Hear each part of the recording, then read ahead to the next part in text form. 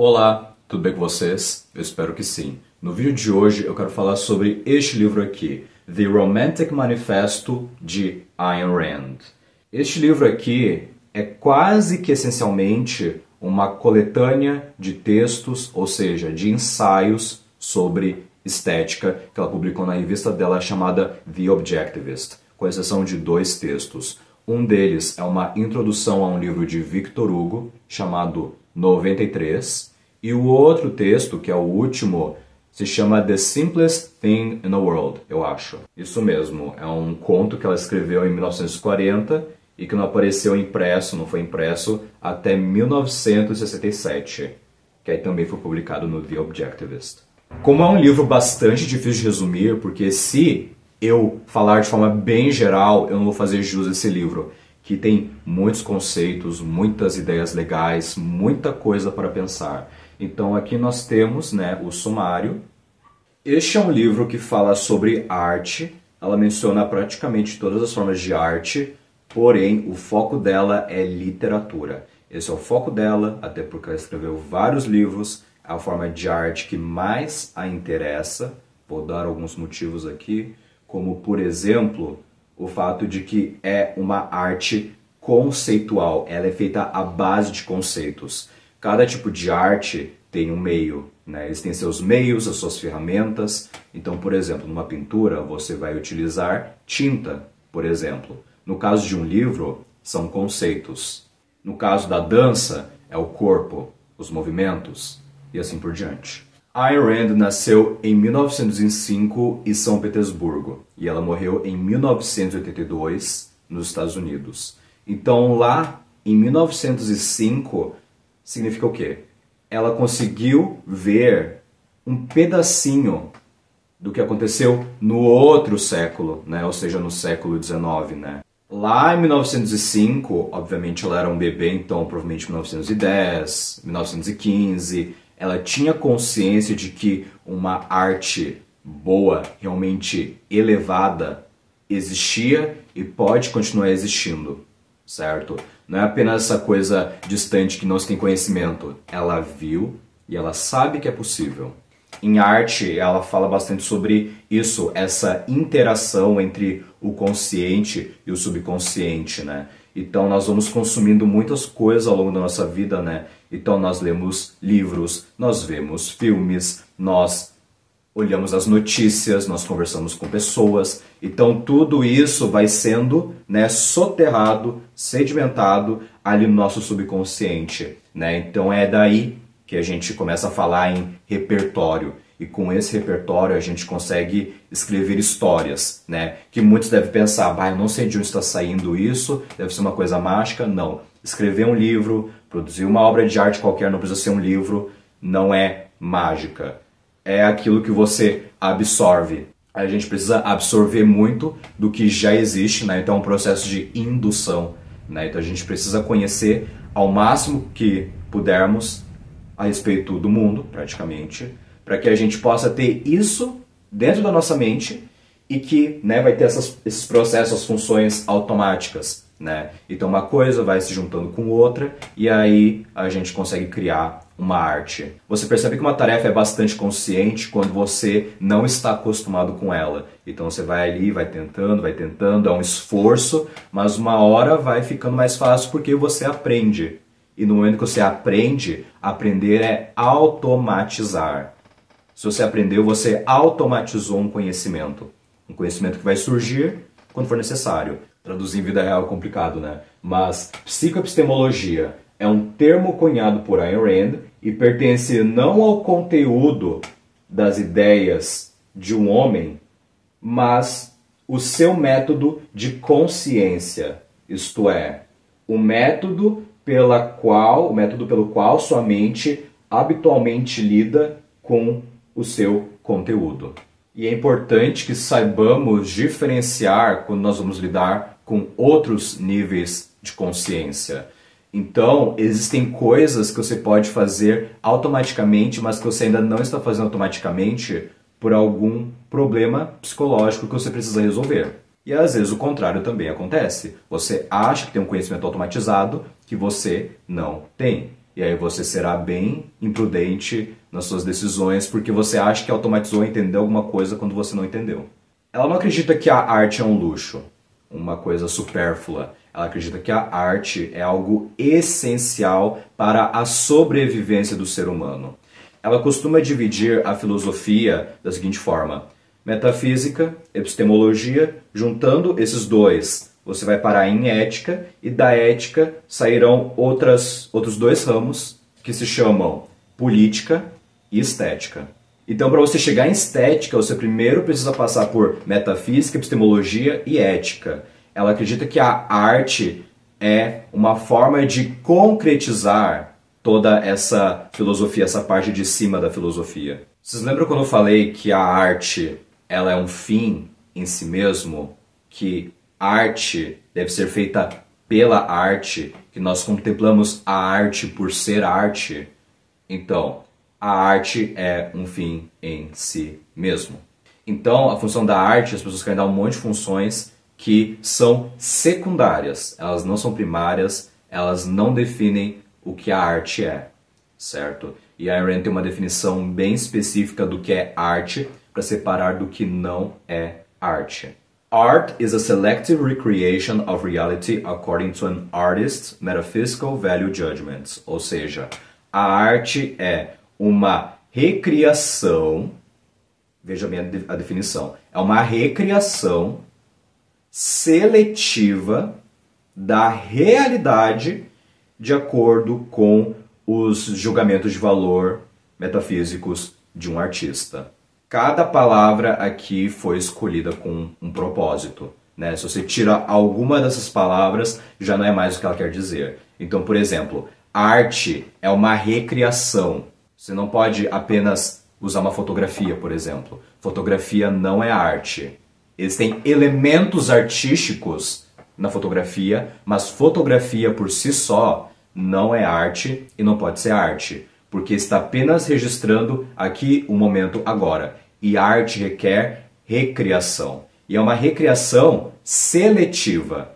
Toda vez que você vai fazer arte, você precisa selecionar o que é importante e o que não é. Então, qualquer coisa que você incluir na sua obra de arte, não importa qual seja. Ela utiliza até o exemplo de uma pintura, por exemplo. Se você pinta uma mulher bonita e tal, mas você coloca uma mancha nela, né? Uma mancha aqui, sei lá, uma herpes, você coloca espinhas, se você coloca isso, o mero fato de você incluir isso na obra diz muito sobre as suas intenções, o que você quer fazer com essa obra. Então, como ela diz, na vida real, no dia a dia, no cotidiano, quando você vê uma pessoa com uma espinha, como eu estou com umas espinhas agora, isso é essencialmente irrelevante, né? Isso não importa, no máximo você vai sentir uma pequena aflição, mas isso é uma coisa que você ignora no seu dia a dia, né? É um processo, vamos por assim dizer, automatizado, você simplesmente ignorar esse fato. Você começa a prestar atenção quando, vou prestar atenção agora nas suas espinhas, porque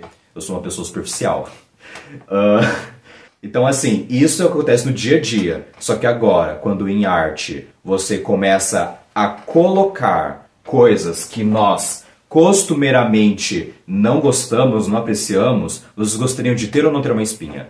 Vocês gostariam de não ter uma espinha? Vocês gostariam de ter ou não ter uma herpes na boca? Vocês gostariam de não ter uma herpes na boca? Certo? Mas é isso que muitos artistas fazem, porque eles querem retratar a realidade. Porque, enfim, aí eles têm muitas intenções por trás para você tentar entender por que alguém faria isso com a arte. Mas isso é uma coisa que vamos deixar mais lá pra frente.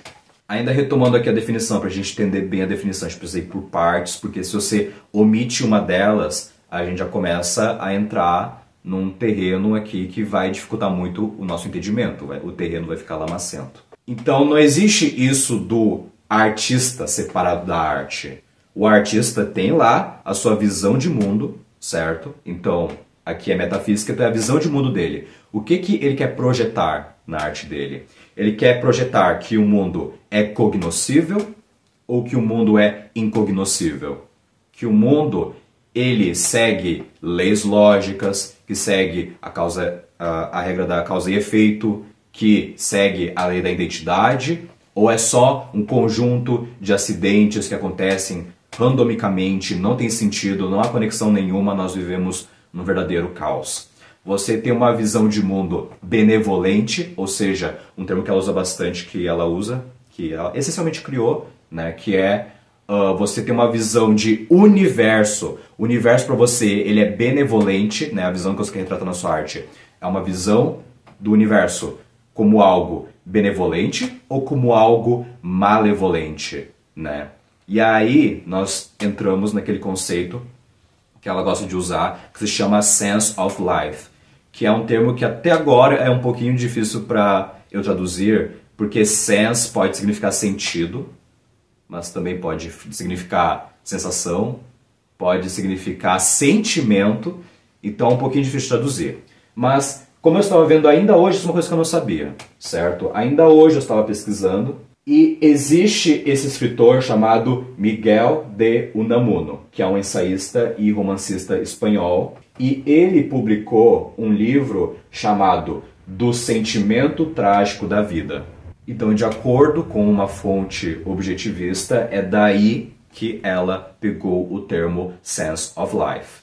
A sense of life is a preconceptual equivalent of metaphysics, an emotional, subconsciously integrated appraisal of man and of existence. Então dá pra dizer que é um sentimento. E é um sentimento bastante complexo. Não é tipo, ai alegria, ai tristeza. É um sentimento bastante complexo porque é muita informação. Ayn Rand fala muito sobre como as emoções se originam. Ela não acredita que primeiro a gente usa a emoção e depois a razão. É o contrário, nós usamos a razão primeiro e a partir da razão nós teremos as emoções. Porque é através de pensamentos, né, então as nossas opiniões, as nossas visões, certo? Tudo isso vai se juntar, né, e vai se transformar numa emoção. Porque uma emoção, ela precisa ter conteúdo, certo? Então você não pode ter um sentimento do nada. Aliás, você vai ver isso em bebês, né, por exemplo, que eles simplesmente não conseguem se importar com muita coisa. Eles se importam com as coisas básicas, tipo, eu quero comer, eu quero leite, sabe? Esse tipo de coisa. Mas, para várias outras coisas, eles simplesmente não ligam. Nós precisamos ensinar a criança a entender que, sei lá, uma aranha é uma ameaça para ela, sabe? Que botar o dedo na tomada é uma ameaça à vida dela, entende? Então, a gente só vai conseguir desenvolver todas essas emoções, essas preocupações, esses sentimentos, tendo conteúdo. Então, quanto mais nós pesquisamos, estudamos, vamos atrás, vivemos o mundo, mais isso enriquece as nossas emoções. As suas emoções não são uma ferramenta de cognição, que é um termo que ela usa. Aqui eu tenho outros livros que eu li dela, e particularmente A Virtude do Egoísmo é o livro em que ela vai entrar em mais detalhes sobre esta questão das emoções. Então, por exemplo, ela diz que emoções são calculadoras relâmpago, calculadoras ultra rápidas, que é a tradução no caso deste livro aqui, né? Todo o seu conhecimento acaba sendo integrado em algumas emoções, e aí quando você vir, observar, escutar, processar alguma informação, agora você vai trazer certas emoções que vão dar uma resposta rápida, certo? Então, se os seus pensamentos eles estão corretos, são filosoficamente corretos, eles estão de acordo com a realidade, ou seja, são verdadeiramente racionais, você pode ter emoções racionais. Agora, se os seus pensamentos eles são irracionais, você terá emoções irracionais. Entende? Embora muitas pessoas tenham uma visão bastante confusa de que não, você é uma pessoa muito racional, você é uma pessoa que não tem muita emoção. Mentira. A emoção ela é importante, só que ela não é algo primário, ela é algo secundário, é algo que vem depois. Ela é o efeito e não a causa. Ela é o efeito. Então você precisa pensar e você não consegue tomar decisões com base nas suas emoções. Você vai se perder bastante. Mesma coisa com outros conceitos que as pessoas adoram usar, né? Eu acho que no Brasil, por exemplo, tem a de intuição, né? Siga a sua intuição. Depende do que isso significa. né? É uma palavra bastante sem sentido. As pessoas não verdadeiramente definem o que é intuição. Isso quando definem, né? E se definem, provavelmente alguma coisa mística, alguma coisa fora do mundo, é sobre fé, e você não consegue explicar o porquê de fazer alguma coisa, mas você tem essa vibração, essa sensação que você não consegue explicar por quê. Você apenas segue a sua intuição. Então tem gente que consegue seguir a sua intuição e dá certo várias vezes. Mas por quê? Porque na verdade essas são emoções racionais que a pessoa tinha. E estão chamando de intuição. Então, quando você fala siga a sua intuição, nem todo mundo tem a mesma intuição. Nem todo mundo sabe o que é o certo e o que é o errado. Então é muito fácil você se perder agindo como se emoções fossem ferramentas de cognição, o que elas não são. Um sentido de vida, ou um sentimento de vida, a sense of life, é algo que você desenvolve, não significa que vai, mas que você pode desenvolver na infância, na adolescência, normalmente são nos primeiros anos da sua vida, certo? Então, existem muitas pessoas que, como ela diz no livro, podem, na prática, no dia a dia, fazer coisas que estão em total desacordo com o seu sentimento em relação à vida. Como eu disse, o mero fato de você incluir alguma coisa na sua obra de arte diz algo sobre o que você pensa da vida, o que é importante retratar. Então aqui já vem de novo outra parte da definição de arte dela, que é uma recriação seletiva. Você seleciona. Então, você não pode colocar todas as informações do mundo num livro só. Você vai escolher. Então, cada palavra que você coloca no seu livro, automaticamente tem alguma importância. A arte revela muito sobre o artista, certo? E o artista, como ela diz lá no final do livro, né? A função dele não é apenas, e não deve ser, omitir a si mesmo e escrever aquilo que as pessoas gostam. Isso é impossível. Ele vai selecionar com base nas coisas que ele sabe, que ele conhece, que ele considera importante, ainda que ele queira representar aquilo que ele pensa que é desimportante porque ele quer ser blasé, ele quer ser culto, na verdade é porque ele dá uma grande importância a isso. E não tem como você escapar desse fato. Quando você vê uma pintura que é simplesmente uma mancha na tela, aquilo ali diz muito sobre o artista. O fato de você não entender não é culpa sua.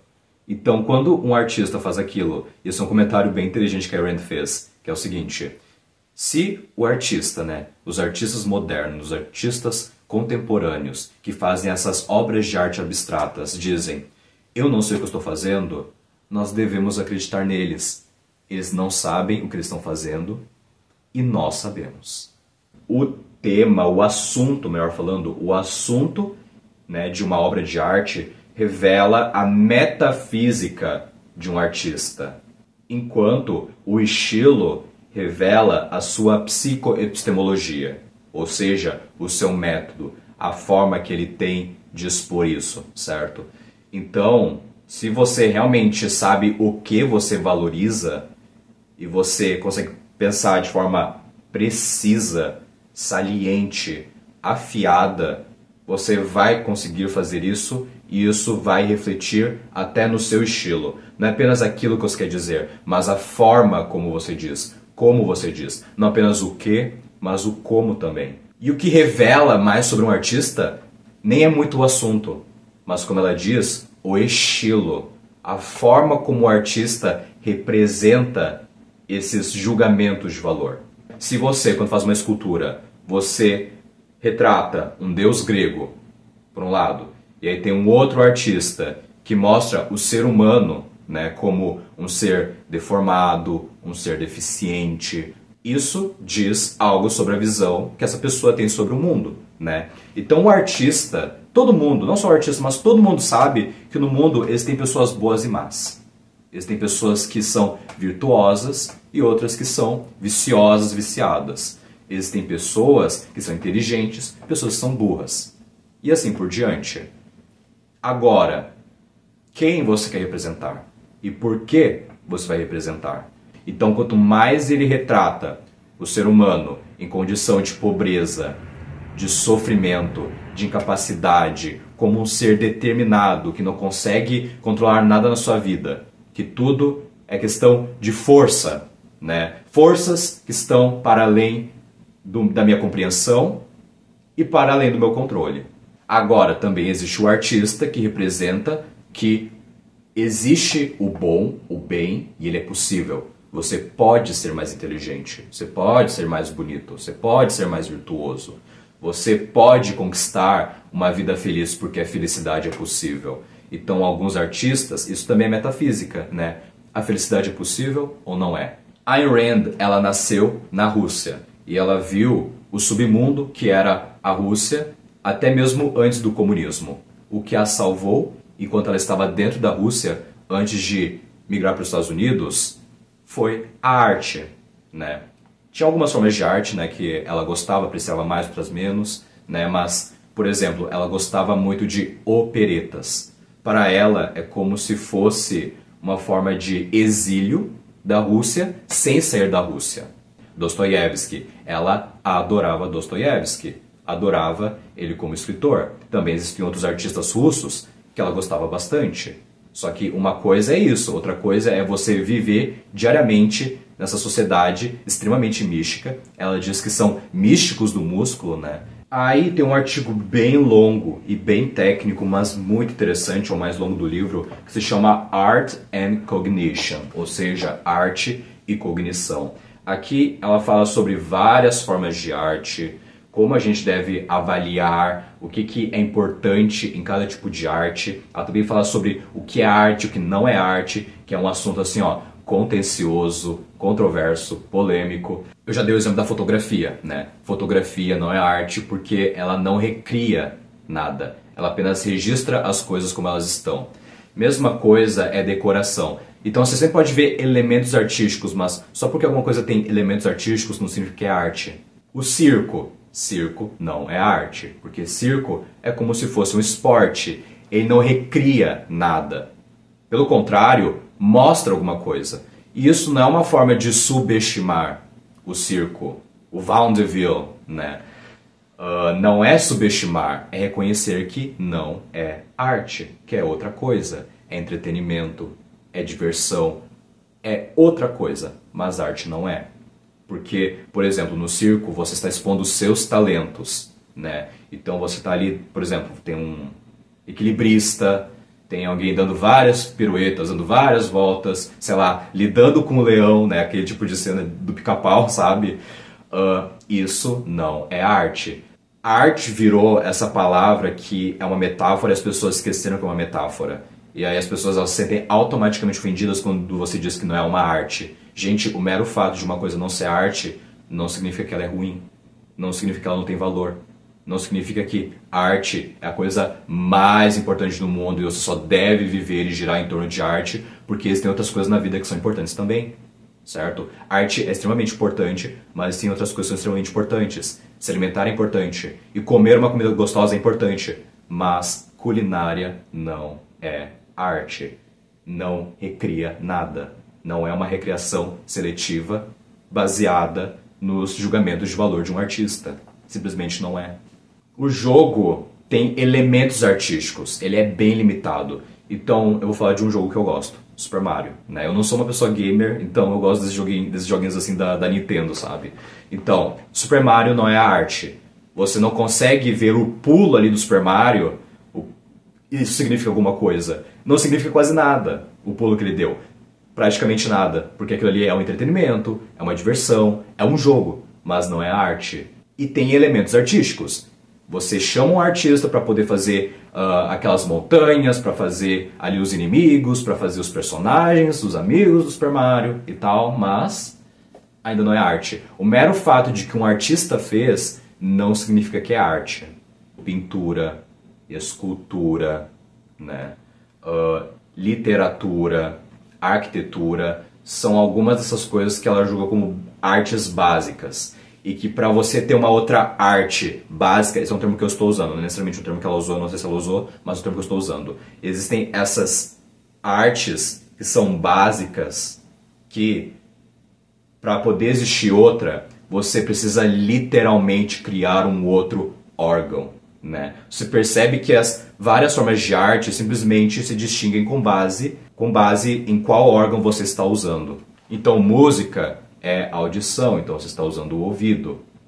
Quando você vê uma pintura, você está usando a sua visão, né? Na escultura, além da visão, nós temos o tato. Então, para você criar um tipo de arte básica, assim, revolucionária, realmente revolucionária, uma coisa que ninguém nunca viu e nunca experimentou algo parecido antes, o ser humano precisa literalmente ter um novo órgão capaz de sentir, né? Então, ter um novo sentido.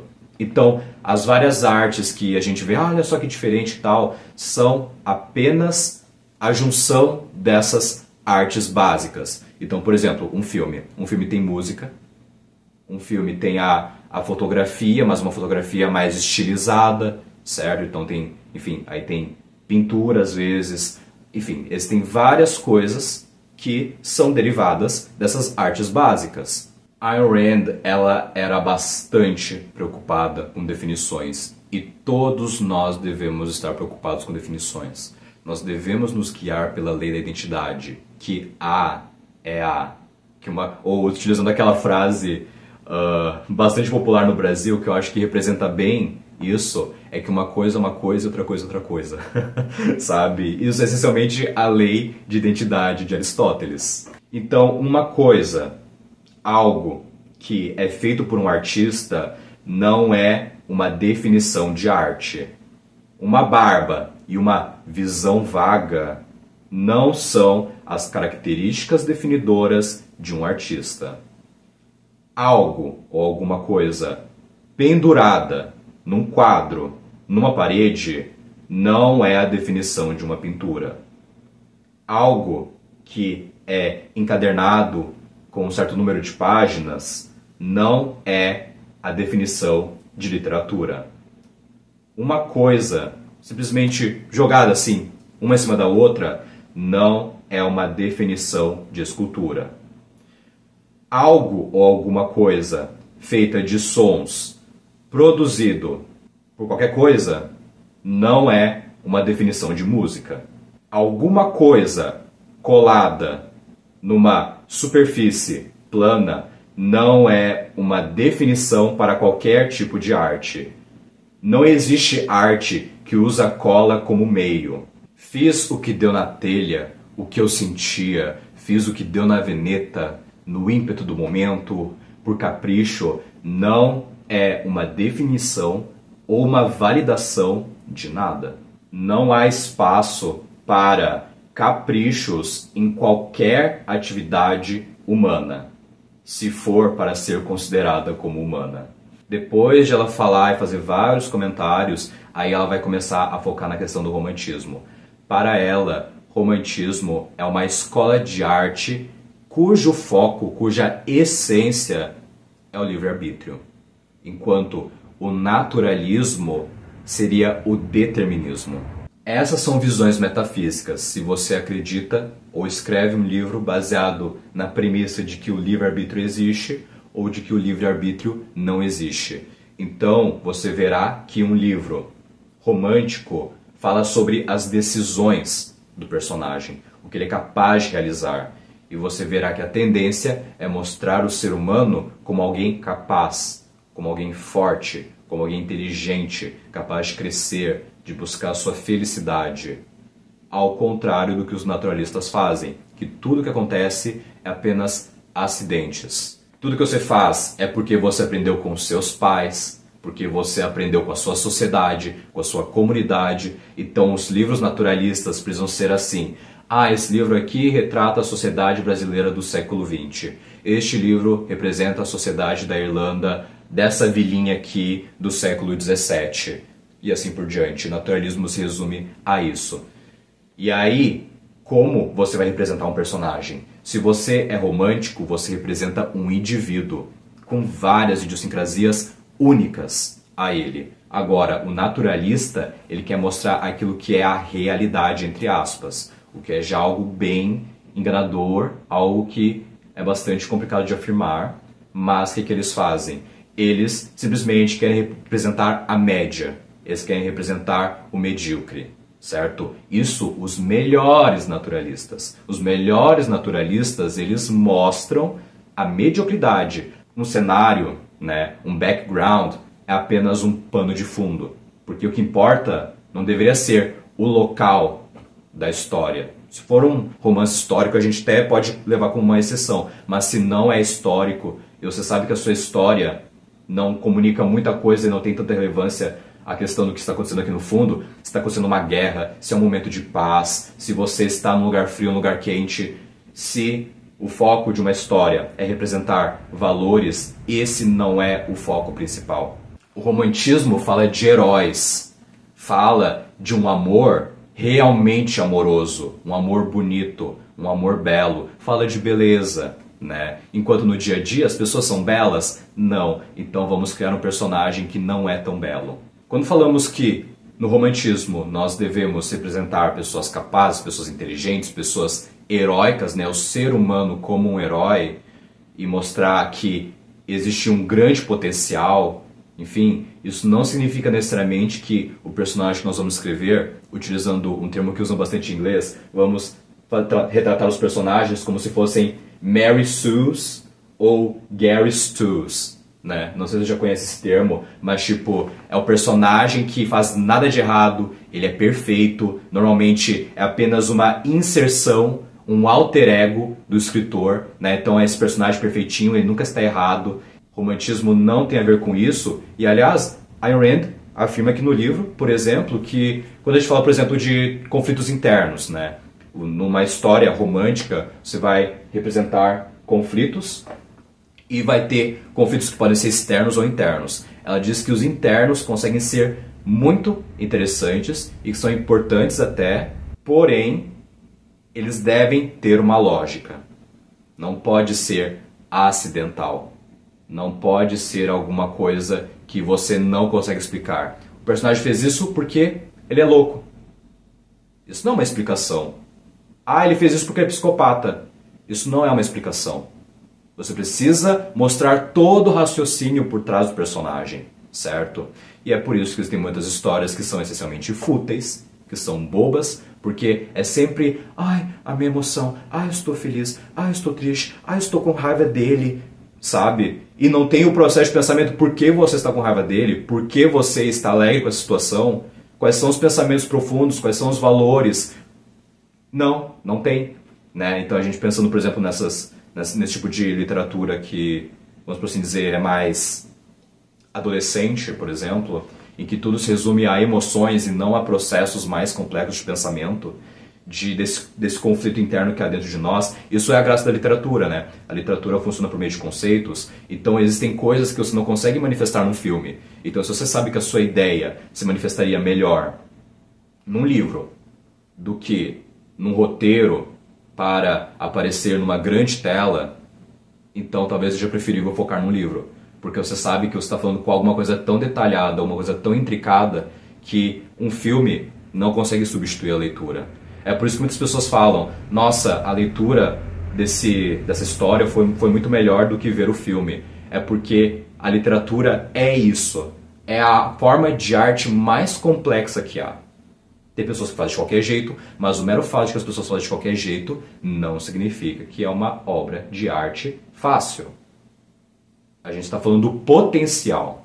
Há uma parte aqui que ela fala, por exemplo, que a arte moderna desintegra a consciência do homem para reduzir o entendimento dele de arte como um aproveitamento, como uma curtição, uma contemplação de coisas sem significado, como cores, barulhos ou emoções.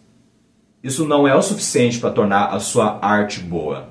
Não é só em estética, mas em outras áreas também, em outros âmbitos, ela costuma dizer que o bem não perde para o mal. O bem apenas perde porque está parado, está estagnado, simplesmente não está agindo, quando o bem não faz o seu papel. Então, o mal, ele ganha por definição. E ela aplica esse conceito não só em ética, mas também em política, mas também em estética.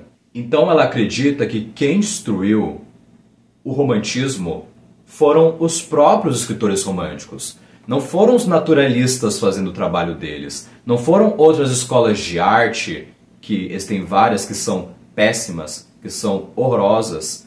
A culpa não é deles.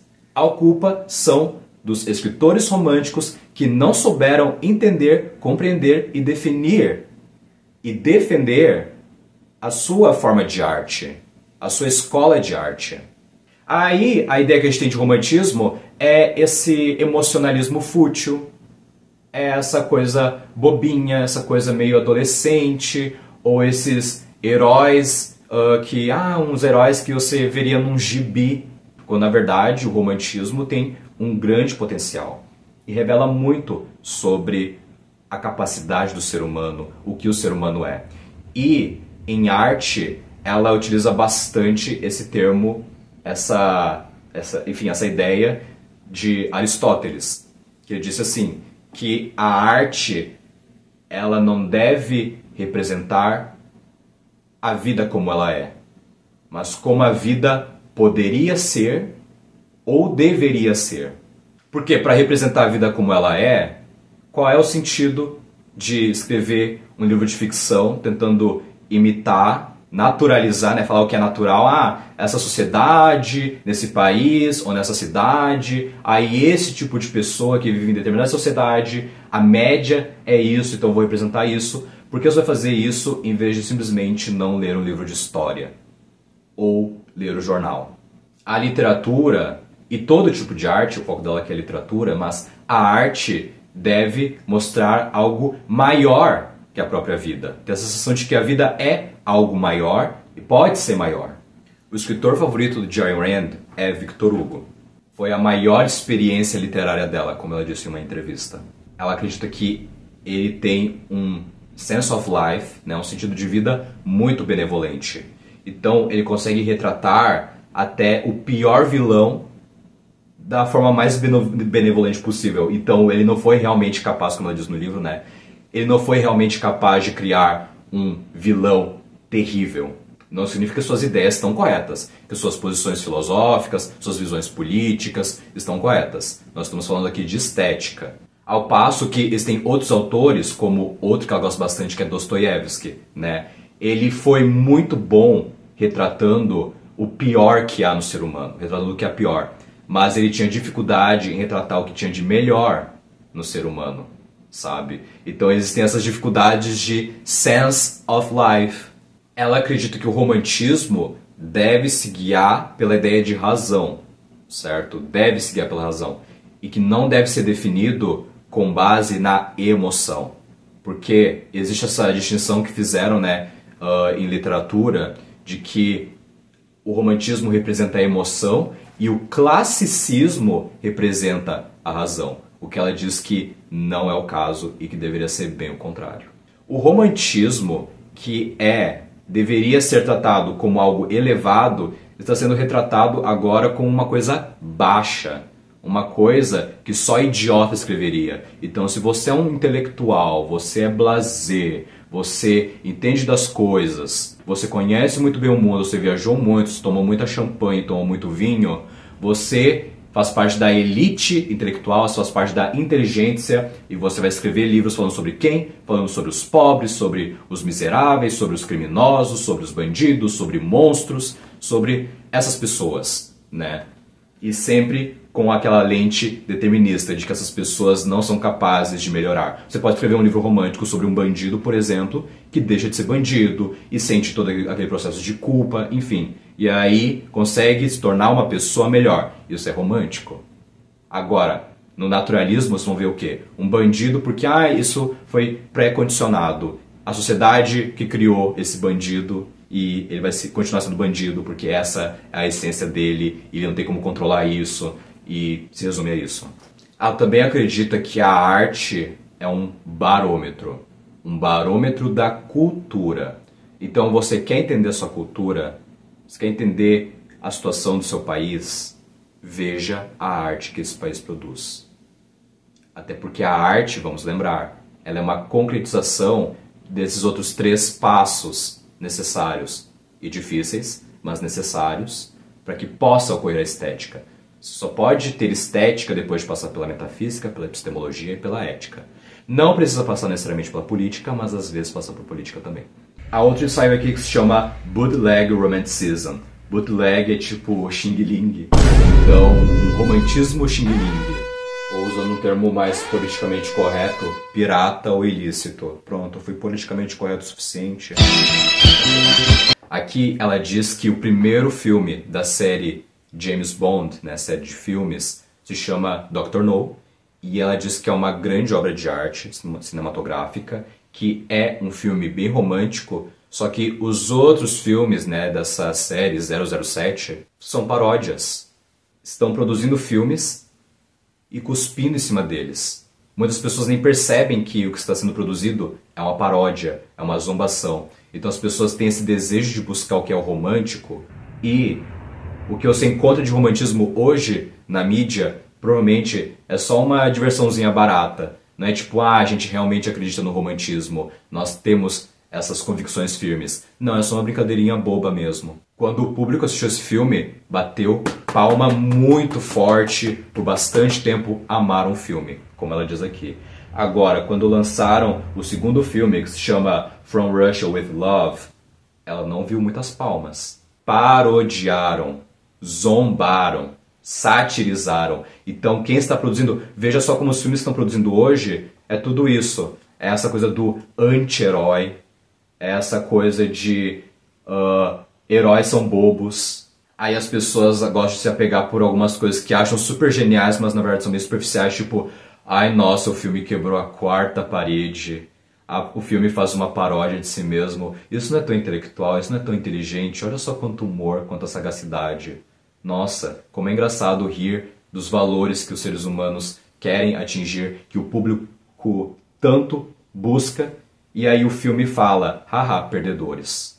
Vocês querendo buscar moralidade, vocês querendo buscar uma vida melhor, vocês querendo buscar uma visão de que o amor é possível, de que conquistar grandes coisas é possível, que ser um bom profissional é possível, que você pode ter sucesso na sua vida. Como você é mesquinho, como você é degradante. Não seja assim. Veja só como nós somos tão engraçados, nós somos uma espécie tão ridícula, né? Nós somos tão pequenos em comparação ao resto do universo. Olha só como nós somos insignificantes, sabe? É tipo a divisão que essas pessoas têm. É uma visão bem asquerosa, bem nojenta, e está em todo canto pela mídia, né? Aí as pessoas vêm com uma desculpinha assim, tipo, ah não, mas heróis, romantismo, amor, isso é uma coisa que tem em excesso, e as pessoas não percebem o excesso desse tipo de conteúdo que é extremamente irônico, né? Isso se converteu agora até nas redes sociais, e os jovens estão percebendo o quanto deram na boca deles, né? Ficaram, o aviãozinho, assim, com a colher, sabe? Só para dar um exemplo mais concreto, pensem nos shows, animação ou não, que passavam na Nickelodeon, que passavam na Cartoon Network, que passavam, né, na Disney. Eu não assistia Disney, então é Disney XD, Disney, eu não lembro qual era a Disney na época, que ainda tinha canais da televisão e as pessoas assistiam os canais de verdade, em vez de assistir os streamings. Enfim, veja só o que a gente consumia. O quanto as coisas que nós consumíamos era absurda. Eram cenas sem sentido, coisas totalmente desconexas, tudo é acidental, tudo é bobo, tudo é uma piada.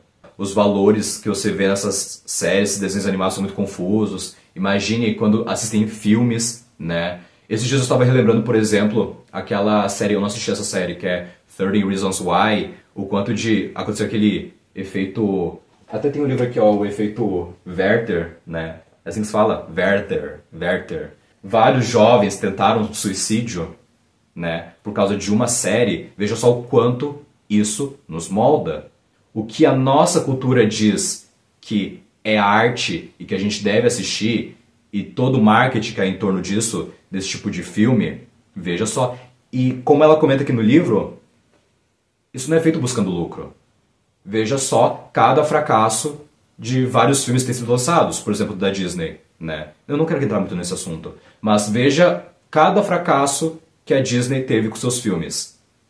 Eles não estão fazendo alguma coisa porque é popular, porque se eles quisessem fazer alguma coisa popular, eles seriam mais românticos. Porque nós, aqui o povão, vamos por assim dizer, né? Nós queremos romantismo na arte, nós estamos buscando isso. A gente quer ver coisas bonitas, coisas belas, e eles estão rindo nossa cara, entende? Então eles não estão produzindo pensando o que o público vai gostar. É bem o contrário. Então, quando a Ayn Rand tentou publicar os livros dela, né, por exemplo, A Revolta de Atlas, ela teve muita dificuldade de publicar. Na verdade, ela teve mais dificuldade de publicar ainda com A Nascente, The Fountainhead, porque é um livro muito intelectual, o povo não vai querer ler. Mas depois de várias tentativas ela conseguiu publicar, foi um dos livros mais vendidos e ainda conseguiu fazer um filme em torno disso, sabe? Então veja só o que anda guiando, né, essa indústria cultural, né, tanto dos livros quanto dos filmes, das obras de arte. Nós queremos coisas, nós sabemos que coisas nós queremos, nós temos uma noção, só que simplesmente não estamos oferecendo. Essa é a atmosfera cultural que nós estamos vivendo. Como a Ayn Rand diz, é uma era de um vácuo estético.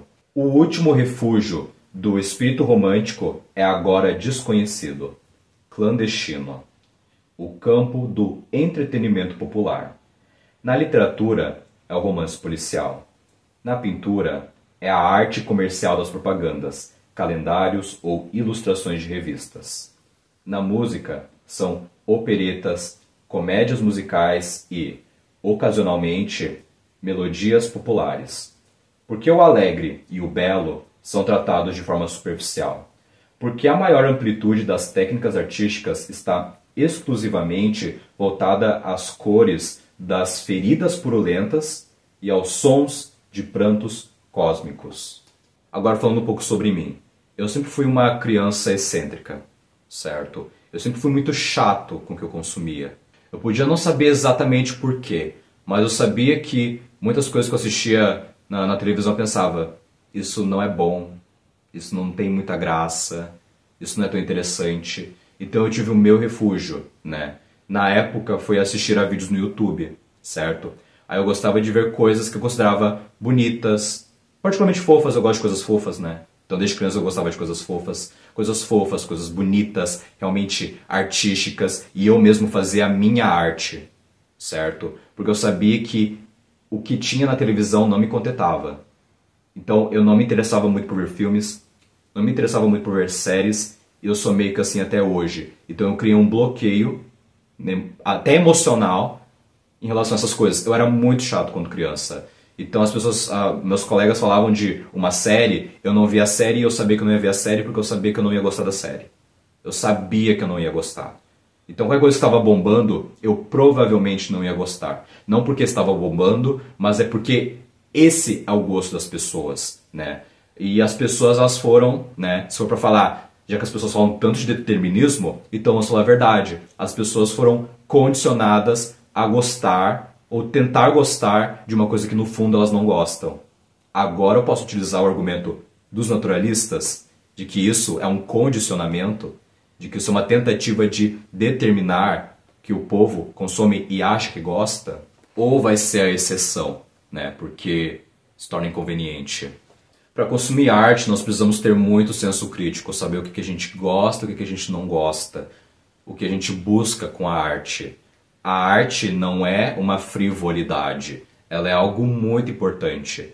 Ela representa valores, isso não pode se perder de vista, representa valores. E a maioria dos filmes e das séries que nós vemos hoje, né, são apenas uma zombação da condição humana, da natureza humana. Eles estão rindo de você. Você assiste ao filme enquanto eles riem de você.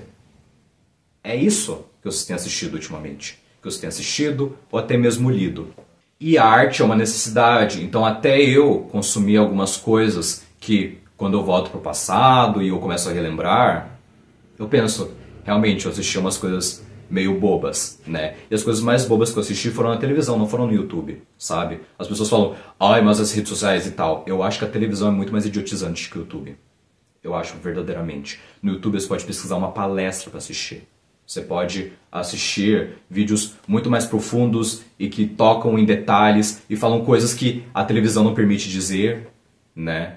Então é todo um universo. Então eu sou um filho da internet, né? Eu gosto de falar isso, que eu sou um filho da internet, que eu sou um nativo digital, enquanto a maioria das pessoas gostavam de, né, na época, né, quando eu era criança ou adolescente, não que eu tenha saído do direito da adolescência, né, mas o que eu consumia, eu buscava nisso, eu queria algo melhor, eu queria buscar algo melhor, e creio que Ayn Rand ajudou muito a traduzir esse sentimento complexo que eu tinha, né, eu acho que esse livro aqui representa muita coisa pra mim. Eu reli esse livro, mais ou menos. Eu li o livro, eu li no começo do ano. Aí depois eu comecei a rever as marcações para poder gravar esse vídeo. Porque eu creio que esse livro aqui é valiosíssimo. É valiosíssimo. E normalmente não é muito comentado. Porque a Rand é muito mais conhecida por falar de política. Então os mais conhecidos dela acabam sendo esses dois livros aqui, né? Esses dois, né? A Virtude do Egoísmo e Capitalismo, o Ideal Desconhecido. Mas isso aqui também é importante. Isso que é o problema, porque é a cultura. É difícil você tentar enxergar aquilo que não é da sua cultura quando ela está imediatamente na sua frente, do seu lado, está à sua esquerda, à sua direita, está atrás de você a todo momento, está sendo bombardeado, certo? Então você vai à rua e você vai ao shopping, você vai escutar aquela música. Você vai estar um dia ali com a sua família e você vai acabar olhando um filme ali passando na televisão. Você vai estar nas redes sociais, vai ver cenas de filmes, de séries, de pessoas que fingem, né? Então homens fingindo que são mulheres usando uma camiseta na cabeça, né? E isso é o ápice do humor, né? É difícil ser bem seletivo com o que a gente consome, porque nós vivemos dentro de uma certa cultura e isso, de certa maneira, nos limita. Mas o melhor é possível. Não importa a criação que você teve, suas condições financeiras, sua educação, todas as suas circunstâncias, saiba que o melhor é possível. E você consegue isso muito com a arte. Você não apenas vê a descrição de alguma coisa, você vê. A arte, ela mostra. A arte, ela demonstra, né? Então é toda uma imaginação que é facilitada para você captar a essência de alguma coisa. E é isso que Ayn Rand tinha em mente quando ela escreveu seus livros, particularmente A Revolta de Atlas, certo? Porque ela sabia que para comunicar a sua visão filosófica, ela precisava demonstrar por meio da arte, através das ações dos personagens. O que eles fazem quando eles lidam com um obstáculo, o que eles fazem, como é que eles lidam, como é que eles pensam. E ela retrata vários personagens e cada um com a sua visão filosófica, cada um com a sua visão de mundo e como isso guia cada decisão que eles tomam. Todo mundo está vendo as mesmas séries, todo mundo está vendo os mesmos filmes, todo mundo está vendo a mesma coisa porque é a coisa do momento. É o tal do FOMO, né? Que é um termo que ficou famoso, acho que ano passado ou ano retrasado, né? Fear of Missing Out, medo de perder. Eu nunca tive medo de perder nada. Ah, eu perdi, eu não vi esse filme, essa série. Nossa, é porque eu aproveitei meu tempo vendo outra coisa, certo? As pessoas falam que eu sou agressivo nos vídeos. E eu entendo, mas a questão é a seguinte, não tem como não ser incisivo, não tem como não ser contundente quando a gente vê a seriedade da situação. Se vocês conseguem ver que, por causa de um livro como este aqui, lançado séculos atrás, tipo, acho que uns 2 ou 3 séculos, eu não sei de quando é esse livro, mas lançado há uns 2, 3 séculos, jovens leem e se matam por causa desse livro, e a gente viu isso recentemente, não faz muito tempo, é porque a arte molda e muito a forma como vemos o mundo. O que é engraçado, né? O que nos molda a nossa visão da realidade é menos notícias, jornalismo, informações com fatos e mais a arte. Então a arte nos molda muito. Então precisamos ter muito cuidado com a arte que nós consumimos. E o último texto que eu havia mencionado, que dá para traduzir como a coisa mais simples do mundo, é sobre um homem jovem, que quer escrever uma história. E ele quer publicar uma história a mais boba possível, só para conseguir dinheiro, só para conseguir vender, porque é o que o público quer. Supostamente o público quer. Aí ele vai lá e começa a escrever uma história. Tentando escrever, eu vou escrever a história mais boa possível, a mais idiota possível, para poder agradar como é que a gente chama? O mínimo denominador comum. Então ele vai lá e tenta escrever. E ele vai escrevendo. E ele percebe que a história dele começa a fazer sentido. Que a história dele ter um pouco de grandiosidade, que a história está se tornando interessante. Aí ele descarta e começa outra história.